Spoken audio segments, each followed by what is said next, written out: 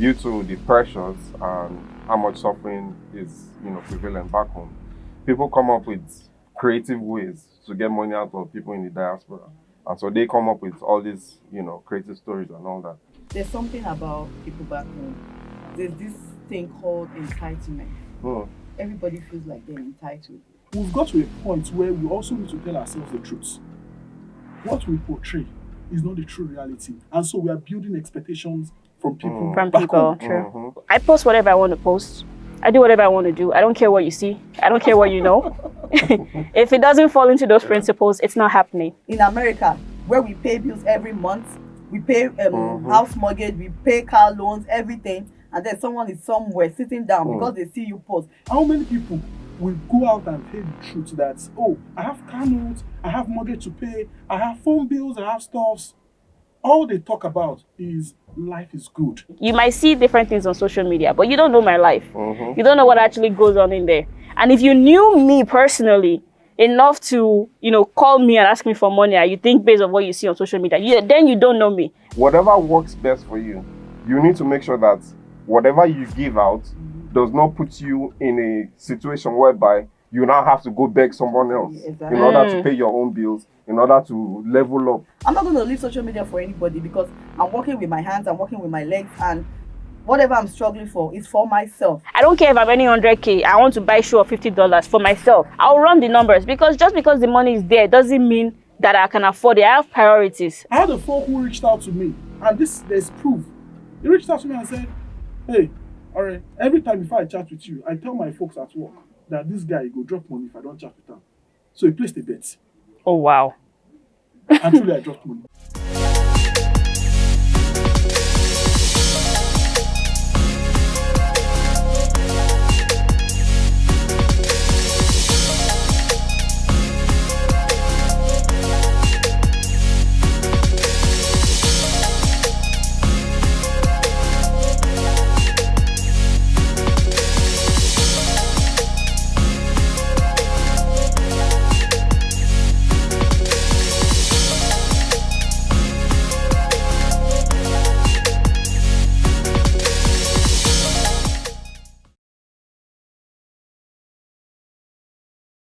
So for me personally, I don't want to shake tables today.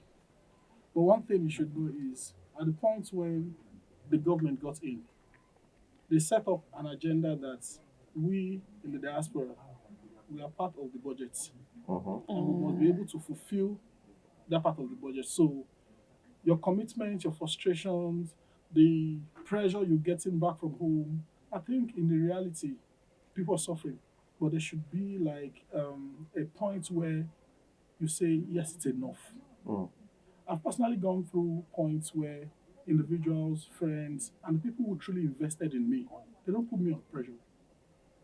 But the folks, like they say it in our regular traditional slang, they will come to you and like, hey, you need to do this for us. Hey, there's these sneakers I've seen. And you yourself, which sneakers are you wearing?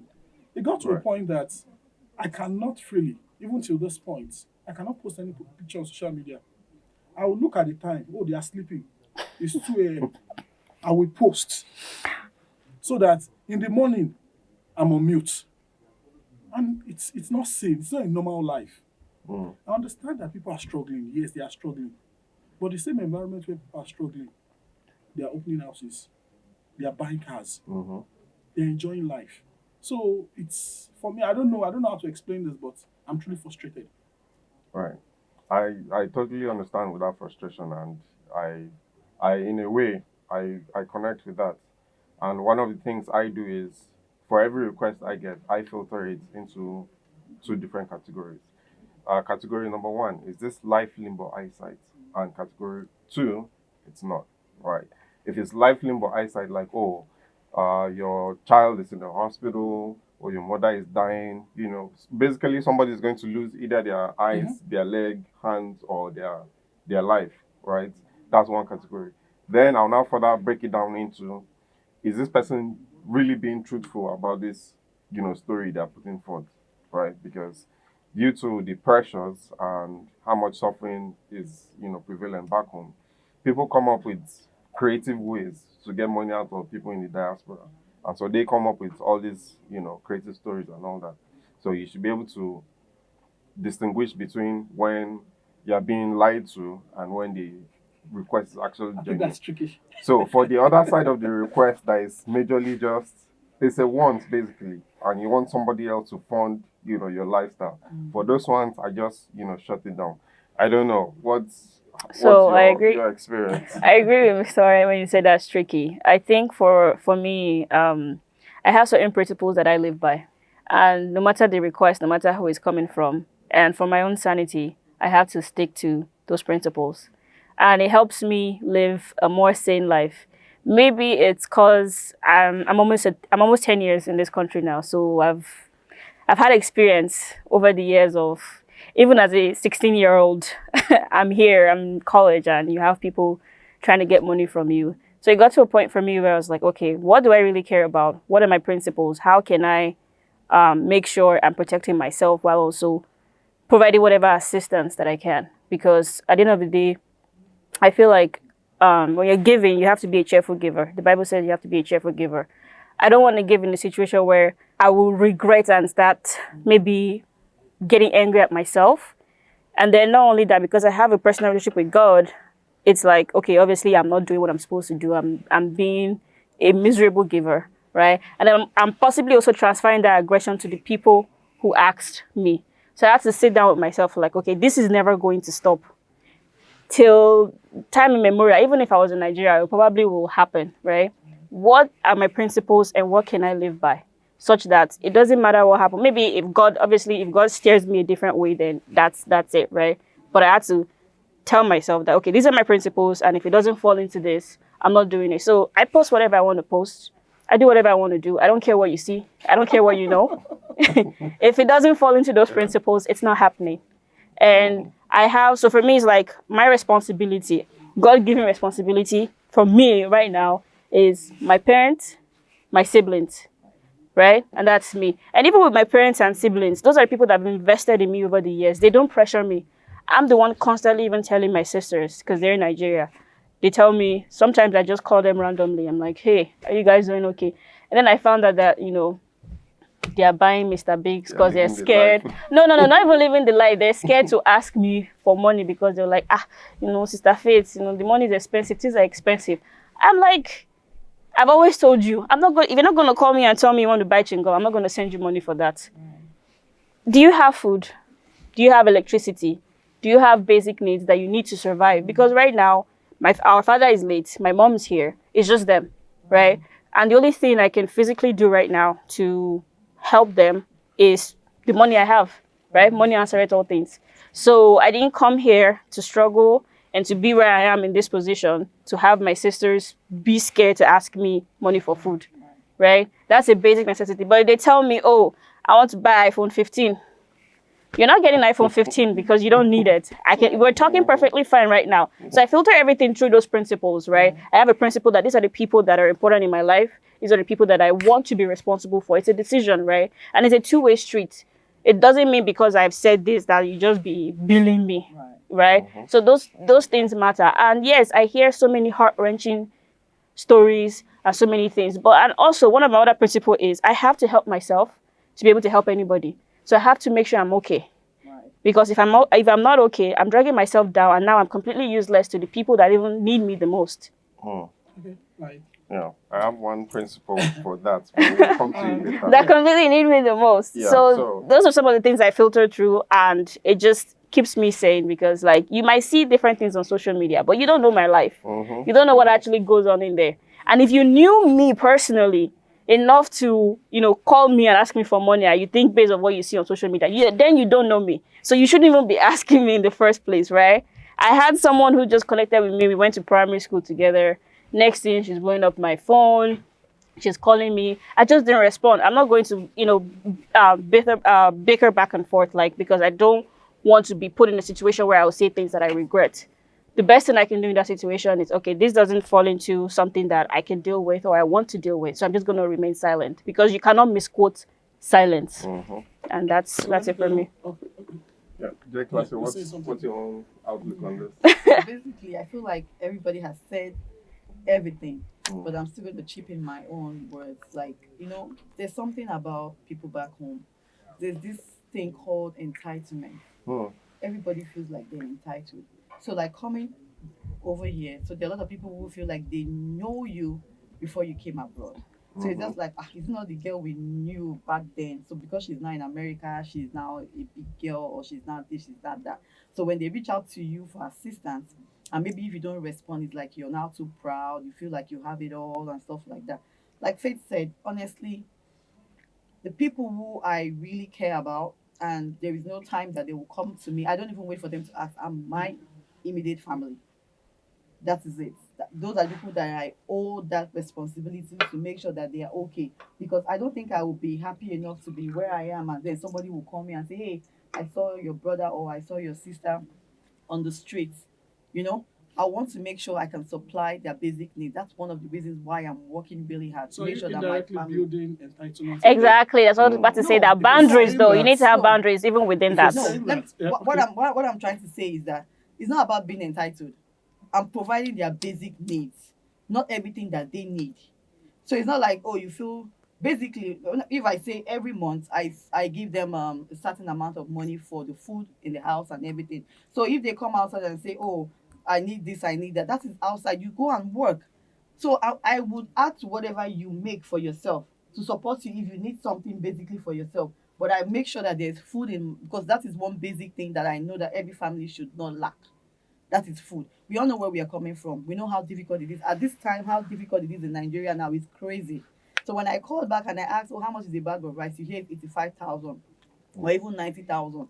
It's crazy. And how much is a dollar now compared to, so all those things, when we look at it, it's not like I said, it's just my family that I feel I'm obligated to provide for. I have friends who will just wake up and they'll just send me a message on WhatsApp or Messenger or Facebook, and they just feel like they want to chit chat, and then they're asking you for money. I don't owe you that, because to me, I always tell myself that I have my own family.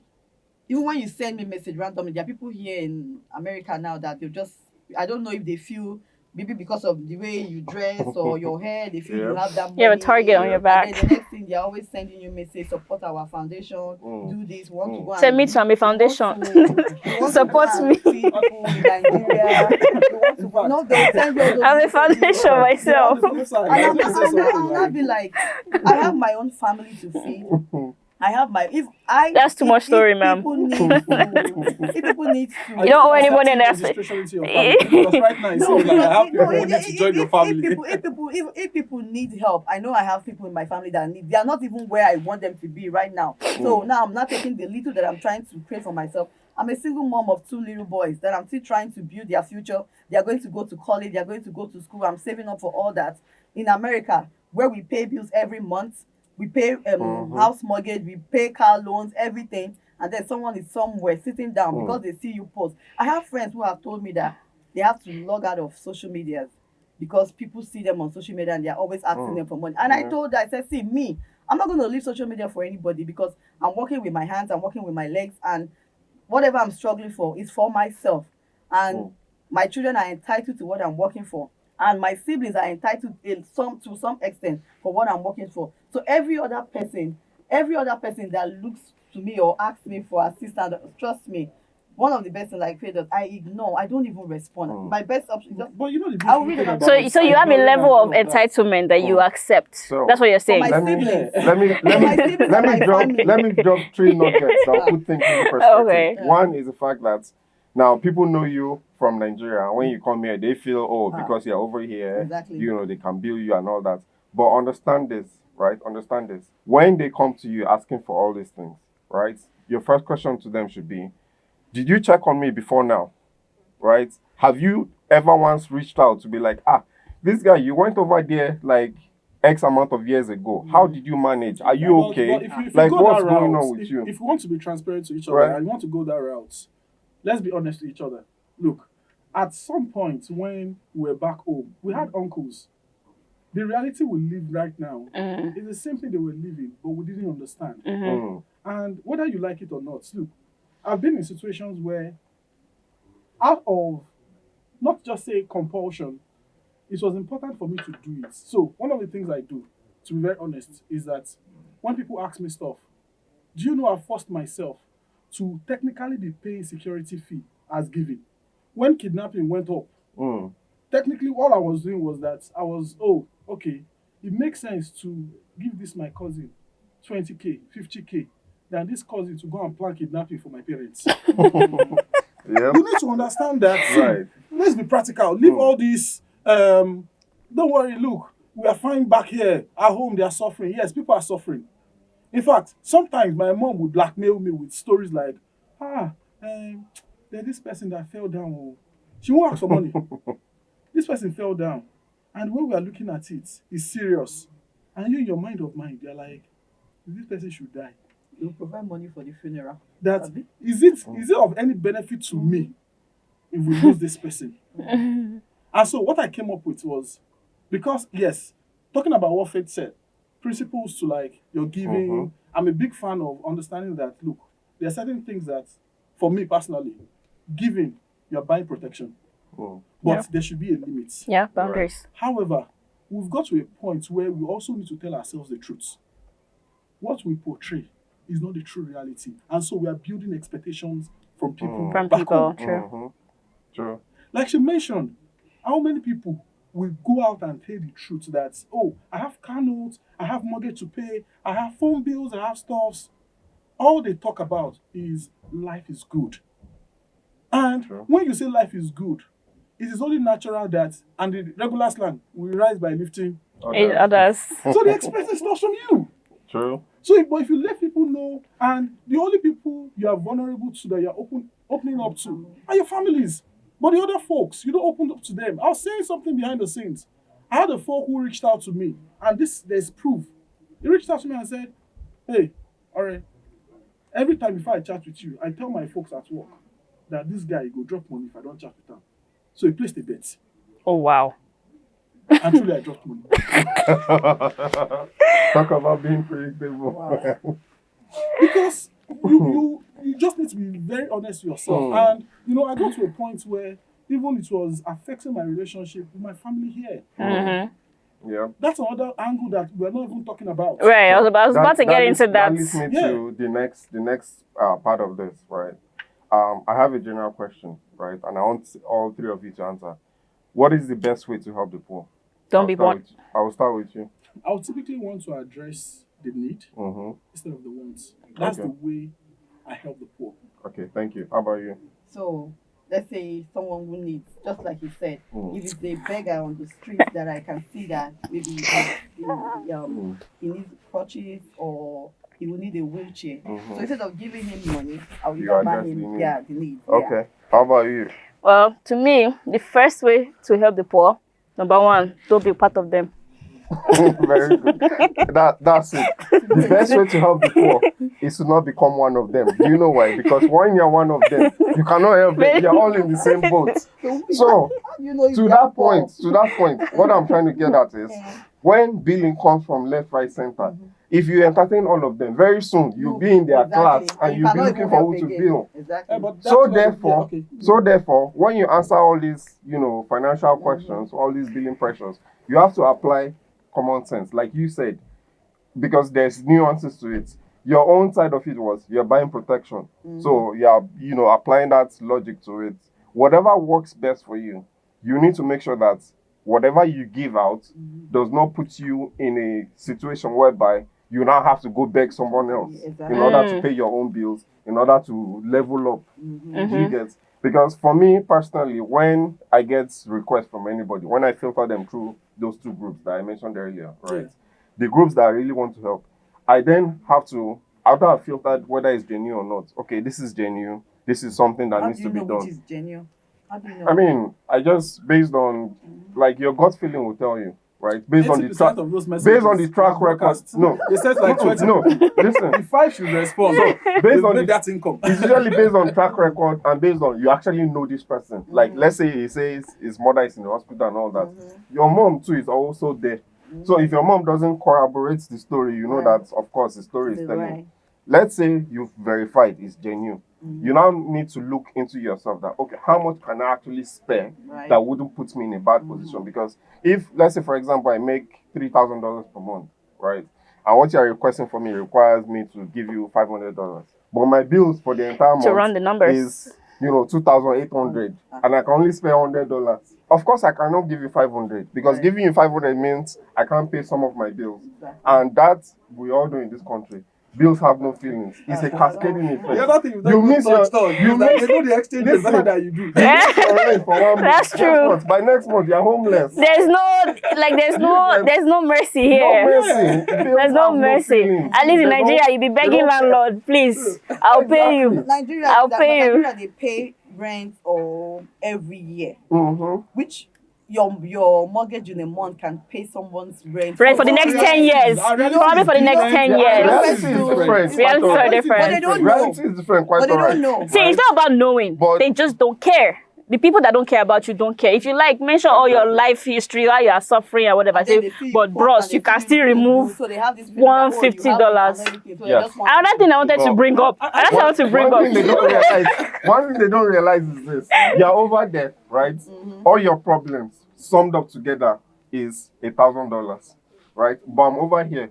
My problems summed up together is like $150,000. Who has more problem, please? I think there's something that we do to also encourage some of the pressure. A lot of the times, the reason why we feel either guilted or we feel some twinge in our heart, even though okay, you cannot afford it, or even if you can, is we're so worried about what people will think about us, how people will see, what they will think. I feel like that's one of the biggest pressure. Like for me, I feel like I had to come to terms like, you know what, there are people that are going to see me as a bad person because I didn't do this, and the people that will see me as a good, like everybody has a different version of you that they know, right, in their mind or they've made up, and you have to be okay to live with it, because it also gives you peace. Like, okay, this person asked me for, it might seem like 10K, is it only 10K she didn't have and she just ignored me, right?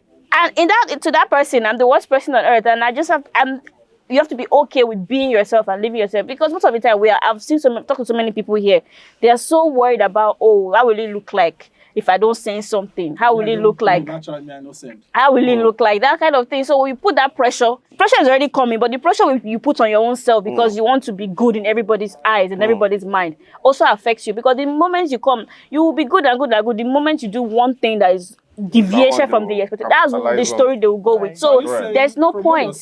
Are you saying that budgeting for folks back at home will work? If it's something that gives you peace, if it's something that you agree with, and again, this thing is not, there's no one size fits all when it comes to financial planning. If budgeting, I'm a person, I work with numbers, even my own personal life. I am a numbers person, run the numbers. Even if I don't care if I'm earning 100K, I want to buy shoe of $50 for myself. I'll run the numbers, because just because the money is there doesn't mean that I can afford it. I have priorities. I always base my financial priorities, and this is something I had to learn early on coming here, because I wasn't getting money from Nigeria. I had to sustain myself here, and I don't want to be a burden on those back home. So it's something I've always lived with. So it's a part of me right now. If it makes sense for your own financial situation that I want to budget this amount every month, I want to do this every month, then go for it. The most important thing is you have to live with yourself. You have to be okay with it. Don't go outside pretending you're okay because you want to appear a certain way and you're dying on the inside. Because funeral these days, how many minutes does it take? You're in the ground. Like, it's not about that. Oh, that's Mr. Ore or J Classic and wants to be giving 500 every month.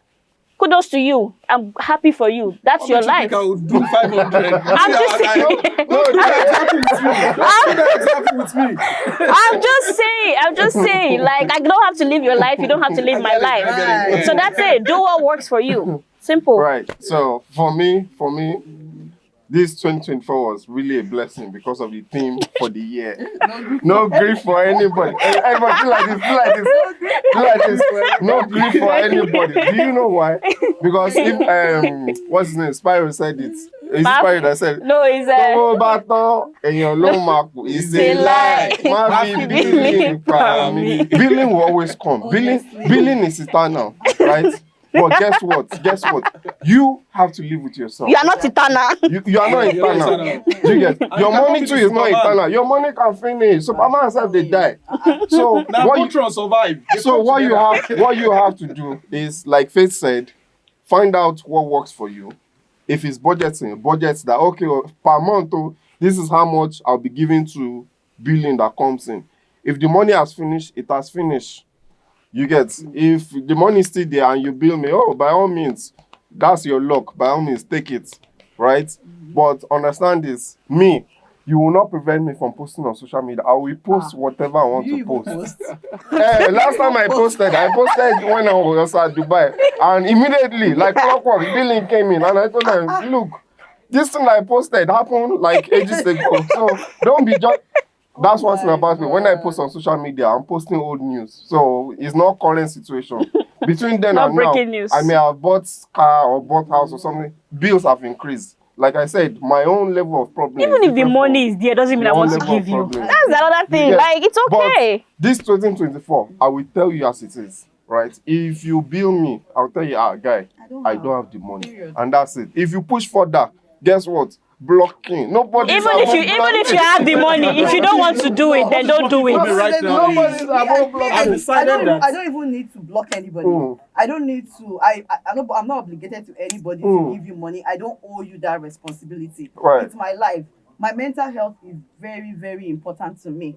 So for that reason, And mental health is I expensive in this if I country. choose to, I will. If I don't want to, I will not. So I don't owe you that. So It's not if you about ask me having for or not. something, It's about what you want to because do. I'm posting on social media, I'm living my life. I'm working for this life that you see me living. I'm in America does not mean, oh, I have it all. It's all rosy. I also have my own responsibility. Even if you have it all, sis. Even if you have it all. Even if you have it all. You know, it's just the crazy. OT is how this, just to people round think off. The Guy- OT is guy, this. how far? Once they begin to provide you information that does not concern, that is not relevant, but you are enjoying the gist, billing will Billing follow. is coming. So learn to mind your business. That's the way I stay sane. And I advise that once somebody say, oh, and something happened around this person, traveled, this. That information is entering your body, bros, now later, I they go. The billing will follow. Or once they greet you, because my people say, if handshake don't pass elbow, it don't fight with that. If they greet you and the greeting don't pass one line, just guess what? Billing is coming. It's coming.